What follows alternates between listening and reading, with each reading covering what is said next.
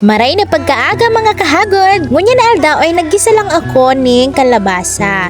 Ugbos lang po ngunya ata mayo pa man ining bunga. Patolang nga ni po kuta ang lulutuon ko ngunya, nakag-ang kuning miswa. Iyan po pala suin nani ko kasuod ma. Nagluto ako ning munggo, ilahukan ko ning dahon ning ampalaya at saka ning sitaw. Salamaton! Ini na po si Patola na naubakan ko. Diit lang po palan siya kapag naubakan na.